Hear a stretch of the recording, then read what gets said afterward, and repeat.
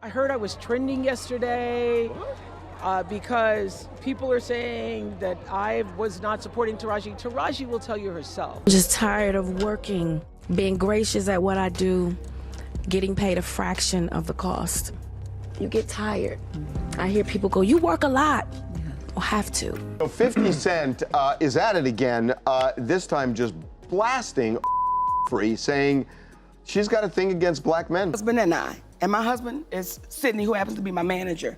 We got labeled as difficult because I said one word, and that was no. Now, I said no to some very powerful people. I said no to Oprah Winfrey. 50 Cent is obviously no newbie to the inner workings of the entertainment industry. Although the now movie producer started out as a rapper, his tentacles have spread to almost every sphere of what you consider entertainment, even surprisingly as far as the sports industry. The endeavors have no doubt put a lot more dollars in the man's pockets. But that's only the good side of getting down with the industry in full-fledged. The not-so-pretty side, on the other hand, has been a challenge with the man allegedly getting exposed to some of the biggest names in his line of work also being the biggest problem of that very industry.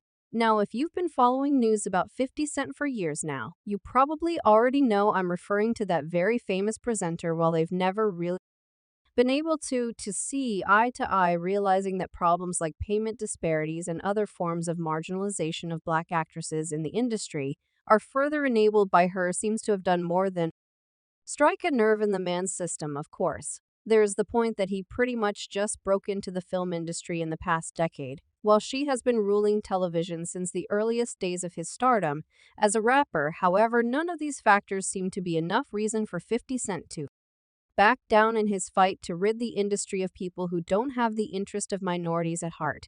This is the result of finding out the people you thought were fighting your wars are the very cancer that enables the wars to begin with. Due to 50's very controversial nature, I dare to say it's almost normal for people to doubt his sincerity about this, even more so considering that he's already had a bone to pick with Winfrey for a while now. But this couldn't be further from the truth. One of the major things that give 50 Cent's move an insane amount of backing is that the stories tied to people getting underpaid have involved the famous host as well as a handful of black actresses pointing fingers.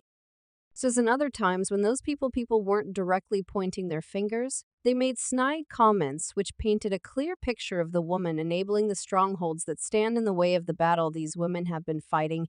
Might I remind you that these very women are supposed to be the very reason she even has a show to begin with. Yet she keeps appearing in the headlines right next to the names these women are fighting against can only mean one thing anyway. Speaking of bringing in news, not only has 50 Cent's own appearances been for trying to expose her, but the other times he's made appearances, it has been for trying to help some of these very women that Winfrey seems to always abandon at the point they need her the most. If I didn't know better, I'd say some of these people he's helped might even consider him the only superhero with their best interests at heart.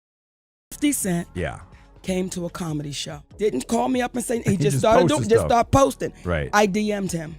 I said, hey, baby, Sid and I appreciate what you're doing, because you don't have to do that. Right. You'd think most celebrities would naturally get along, especially when they're in the 1% of the 1%. But this has been anything but the case with 50 Cent and the host of one of the biggest shows on television.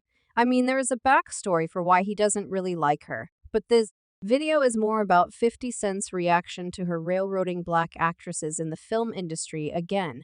This is the very gender identity the woman has repeatedly claimed to use her brand to uphold. The first pointer to her our experience growing up in Hollywood, she revealed the shocking details that left the crowd jaw-dropped when she appeared teary-eyed on Gayle King's Sirius XM show. It seems every time I do something and I break another glass ceiling, when it comes time to renegotiate, I'm at the bottom again. I'm tired, she said, through to add insult to injury. 50% of her salary goes to taxes and 30% goes to her team, usually agents and managers anyway. The plot thickened as Henson went beyond the paycheck predicaments.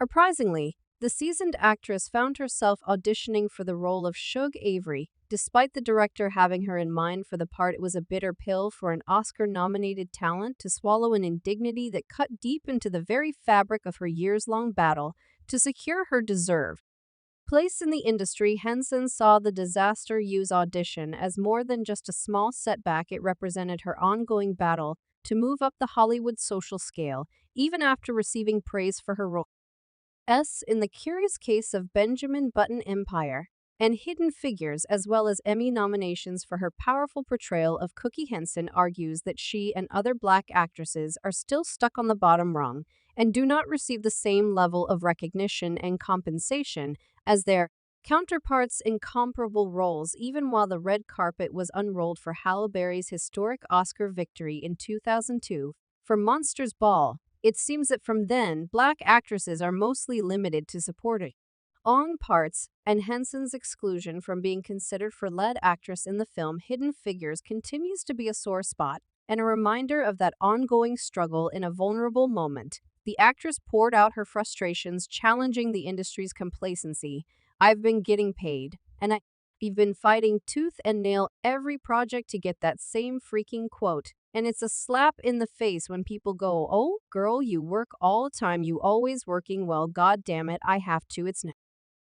Because I wish I could do 2 movies a year, and that's that I have to work because the math ain't May. And I have bills," she vents with some tears. "Listen, I've been doing this for 2 decades, and sometimes I get tired of fighting because I know what I do is bigger than me. I know that the legacy I leave will affect somebody coming up behind me. My prayer is that I don't want these Black girls to have the same fights that me and Viola Davis, Octavia Spencer, we out here thugging it out," Henson said. I almost had to walk away from Color Purple. Yes, ma'am. Who said what? Yes, ma'am. The timing for her words couldn't have been more perfect, as it came out around the time she was promoting a movie she just starred in, The Color Purple, which just so happened to have been produced by this same controversial talk show host we've been talking about. Because of this, it didn't take fans too long to put 2 and 2 together about who she was referring to. It also didn't help that the director of that very film, Blitz Bazawa, added fuel to the fire by reporting Henson's claims of injustice. According to Bazawa, the casting process for the film, despite featuring award-winning actors and Broadway veterans, demanded auditions, knowing how hard they fought to not have you all here, and knowing how hard we had to fight to ensure that, he said, looking at Henson and Color Purple actor Danielle Brooks, the fact that each one of you, every single one of you, had to audition for this role, roles that were second nature for you, roles that no one should even question. Henson shared these opinions at a recent SAG-AFTRA Foundation career retrospective, revealing that the salary dispute almost prevented her from playing the lead in The Color Purple. "I'm really tired of Black women having the same story," she stated. "Now, I'm no genius detective, but it sounded like the producers of the film might have lowballed her intentionally." Every time you achieve something really incredible, it's almost like the industry looks at it as a fluke. Like, that was like some one-time thing. And you gotta negotiate and fight tooth and nail to get what you made the last time. Where's my raise? I haven't seen a raise in my income since Proud Mary. In any case, the fact that Henson had chosen promotions for The Color Purple to air out these issues had those watching convinced it was a pointed complaint towards the film's producers, particularly Winfrey. The controversy went further when TikTok users began nitpicking 2 videos from a press event to promote the same film while analyzing the 2 women's body language. TikTokers became convinced Henson and Winfrey did not get along, and that the Shug Avery actress looked gloomy and uncomfortable around her. Producer